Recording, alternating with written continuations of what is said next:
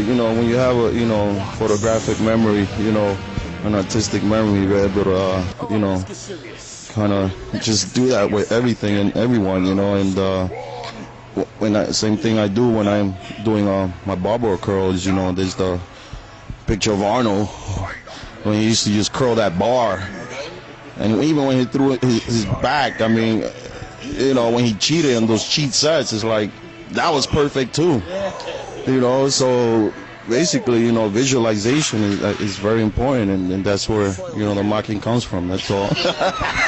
Now, you're an artist, you said, Victor, correct? Count graffiti as an artist.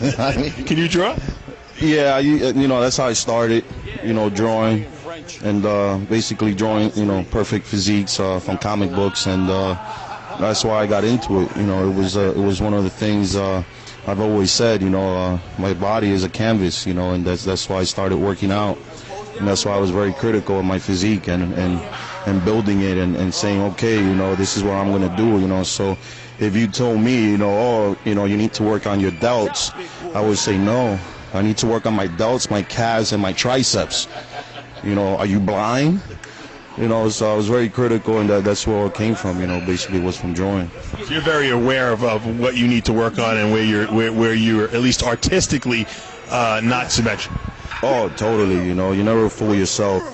Basically, if you do, that's why you lost already. Very good. Now, Kai, you're also an artist. I've seen some of your sketches. I know you sketch out all your posing routines before you actually get on stage. How is your art applied to the bodybuilding stage? Well, I think we've had this conversation before. I believe very, very strongly that every competitive bodybuilder at some level has to, at some point, deal with the development of their artistic eye, as they are sculpting and working on their masterpiece. They're the Michelangelo of their own masterpiece, the human body. This is your living, breathing, walking sculpture. This is your painting, your masterpiece.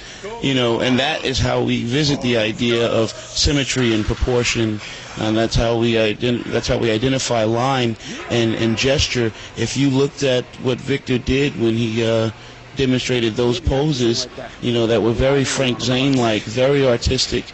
They spoke volumes of an artistic mind.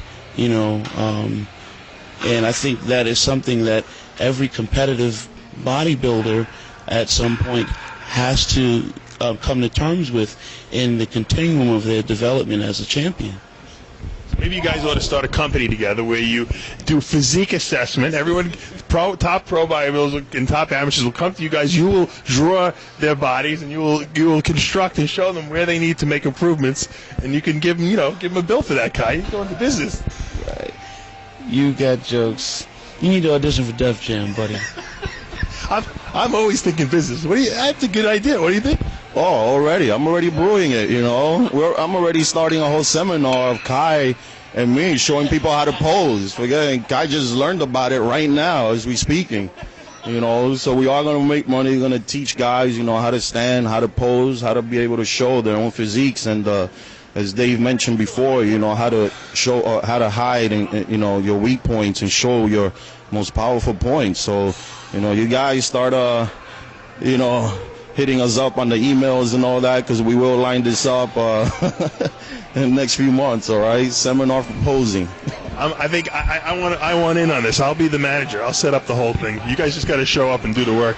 This is a good idea. Believe me, I see some guys. No one knows how to pose. From the women don't even know how to do quarter turns and figure, and that's all they do. So we're gonna arrange some posing seminars. Flex Wheel thinks he's got the market cornered on this in the West Coast. We're gonna do some East Coast posing seminars.